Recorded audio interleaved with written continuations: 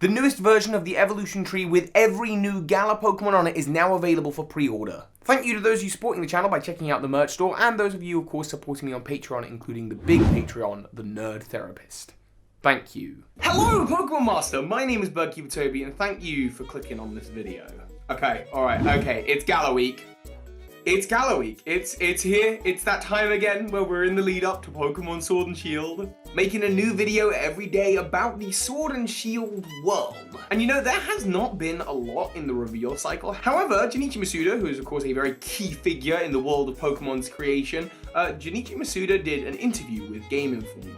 And Game Informer gave Junichi just like a ton of quick fire questions, and in there was some really interesting stuff. They talk a little bit about the Pokemon timeline, they talk about a little bit really about Junichi's interpretation of the world of Pokemon, and Junichi Masuda is deliberately vague. When coming to the Pokemon timeline, he's kind of like, oh, you know, there's not really a timeline, but there is like a consistent world, blah, blah, blah, blah. When asked about like the theory of evolution in Pokemon and whether Pokemon evolve as they do on my evolutionary tree, which you can pre-order now, first 500 pre-orders, get a special first edition. If you get the giant size, you should get it. This is just a pre-order version. The final version of the poster will have every new Gala Pokemon. Okay, I will stop selling out now.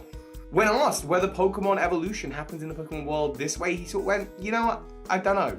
And I like that. It makes the world of Pokemon a playground for Pokemon theorists such as myself. And one of the things that he was asked as part of this Pokemon Sword and Shield press thing was, does Ash Ketchum exist anywhere within the world of the Pokemon games? And he said, no, I don't think so. Now, Junichi Masuda is the producer of Sword and Shield. If anyone would know, he would know. However, he was also the producer and composer on Pokemon Sun and Moon, games that have several direct references to Ash Ketchum. And actually producer again on Omega Ruby and Alpha Sapphire, another game that has references to Ash Ketchum. So I want to just take a little look at these references and kind of canonically fit the statement that the game's producer doesn't think Ash exists in the world of Pokemon, and fit that, if I can, with what we know from the world of Pokemon. Before I continue though, if you leave a like and a comment on this video because it has Sword and Shield in the title, as will all of my videos this week, and these are all opportunities for you, you enter your competition for a chance to win a copy of Pokemon Sword or Pokemon Shield with the Nintendo Switch Lite Limited Edition. So good luck to you, I hope you win it. So, first and foremost, what do we know? Ash Ketchum? Well, he's the main character of the Pokemon TV show. Ash Ketchum has journeyed through Kanto, Johto, Hoenn, Sinnoh, the Battle Frontier and the Orange Islands. He also adventured through Unova, although interestingly at the beginning of the Unova arc, it was kind of like a soft reboot for the series, and they treat Ash as if he's 10, again, which they kind of had given him birthdays before, which to me implies a different Ash Ketchum. I have done a theory about that. We might, you know, whatever. Maybe you agree with that theory, maybe you don't, that's fine. Ash Ketchum also appears in Alola and Kalos, and there seems to be another version of Ash that appears in the I Choose You movie and the 21st movie, The Power of Us. So the realm of multiple Ashes is not totally out there. I mean, definitely the Ash Ketchum from that movie, the I Choose You movie, is a different Ash fundamentally to the Ash that we see in the show, for example. Whereas Ash Ketchum from, say, the first movie, that is the Ash from the show. There is crossover. And that's fine. Pokemon is used to telling stories with different canons. Take, for example, the animated series Pokemon Origins, which features Red. He's kind of like a counterpart to Ash Ketchum, and actually in the games, Pokemon Red and Blue, you play as Red, the character that inspired the creation of Ash Ketchum. Although, interestingly, when you play as Red in Pokemon Yellow version, the whole reason that Pokemon Yellow version with Pikachu as a mascot exists is because of the popularity of Ash Ketchum in the show. So Red from Red and Blue inspire Ash to the show, who inspires Red from Pokemon Yellow. It's a lot of colors and a lot of Ashes, but the point being, Pokemon has very heavily familiarized itself with this world of multiple interpretations of characters, and I'm very okay with that. I love that. I mean, just as a quick rundown, you've got Red, you've got Ash, you've got Red's female counterpart, Leaf, who kind of inspired the character of Serena in the show, and then you've got the main characters from Let's Go, or the main characters from Pokemon Masters, who also exist in the same world as Red. It's very confusing. Trying to put consistency and canon into these games is actually quite difficult, which is why I think Junichi Masuda wants to leave these answers kind of vague and up to interpretation, because it's not so much about consistent world building, so much as it is about enjoying the game. The focus of the story of Pokemon is not who is Ash Ketchum's dad and how exactly does a Pokemon like Wobbuffet come into existence. It's more, did you enjoy your journey traveling around this region that is set in the world of Pokemon? So what about references to Ash Ketchum in the games? As I've already said, Red in Pokemon Yellow is kind of inspired by Ash, so by proxy some of the characters from Let's Go, but they are clearly not Ash Ketchum, they have different names. Even if Ash is one of the default names you can choose for Red, it is still canonically Red. However, like I mentioned before, Omega Ruby and Alpha Sapphire, as well as Sun and Moon, have very big hints to Ash. Well, I said big hints. Easter eggs, I suppose. Omega Ruby and Alpha Sapphire, let's start there. That reference is in the Moss Deep City Space Center in the Delta episode, where Steven Stone is talking about a trainer he met with the Black Charizard. He is referencing a character that, up until that point, we've only seen existing in the anime, and that is Alan. And Alan, of course, exists in the same world as Ash Ketchum, so the implication is, whoa, does Ash Ketchum exist somewhere in the world of Omega Ruby and Alpha Sapphire? Well, possibly not, because it's the Delta episode that talks as well about multiple dimensions, and we've already said Pokemon exist in multiple canons, so it's very possible that while yes, there is an Alan in the show with a Charizard X, there is also a character of Alan who exists in the world of Omega Ruby Alpha Sapphire. It is a different parallel version in the exact same way as you've got Ash from the show and Ash from the I Choose You movie. They are different versions of the same character.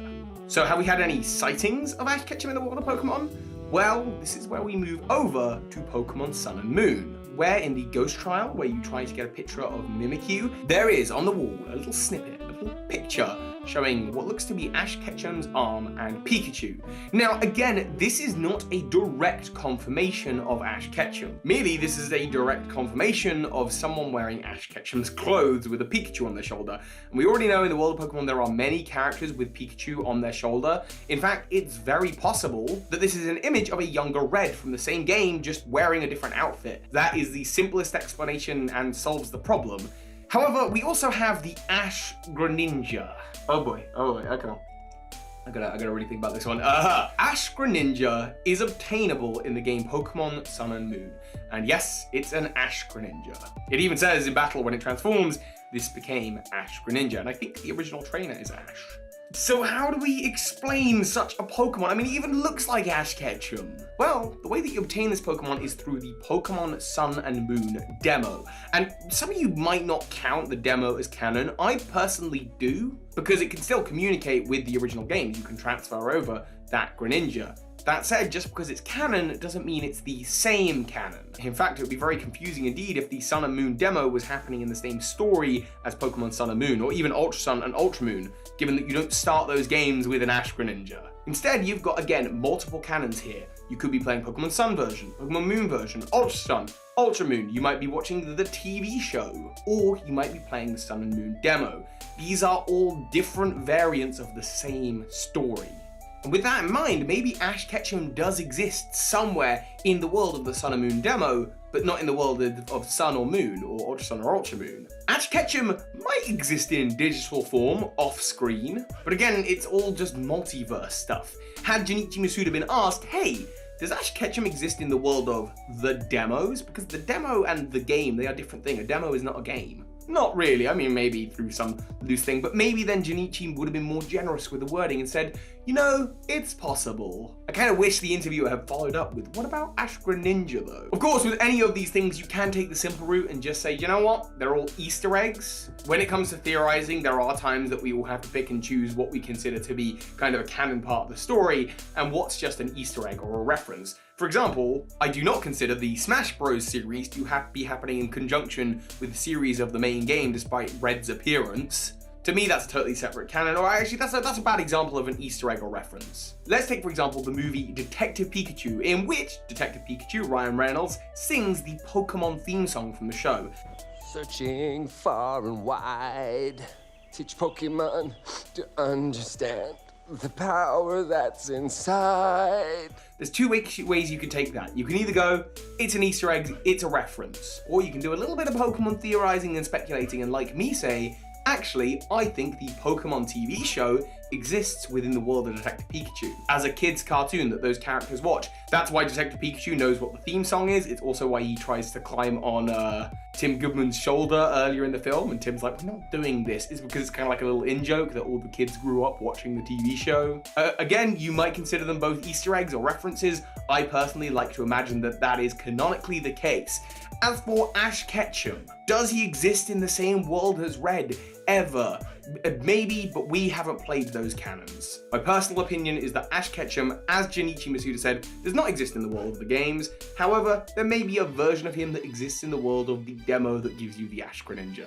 In that world, I imagine Red probably doesn't exist. I have tried to combat this theory before with the idea that Ash Greninja is actually Red's Greninja, but yeah, it says Ash Greninja's plain as day.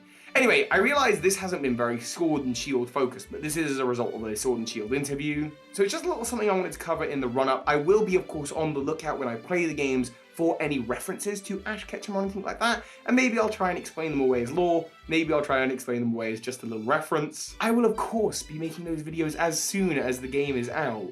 I thought this would be interesting to bring up because it came out in a Sword and Shield interview. Of course, do not worry, the rest of the videos all this week are all very Pokemon Sword and Shield related. This is probably the most non-Sword and Shield video, but it still has Sword and Shield in the title, so if you leave a like and you leave a comment, then yeah, you have a chance to win a copy of the game as well as the Switch Lite. So please do get involved. Don't forget, of course, to go and place your pre-order for the poster, or maybe get hold of one of the onesies. These are my Team Snooze onesies. I have been so comfortable this past week. Thank you all for watching. Look out for those references, and of course, soar high, Pokemon Masters. This is Ash Ketchum. You just watched a video by Birdkeeper Toby. That makes you a Pokemon Master!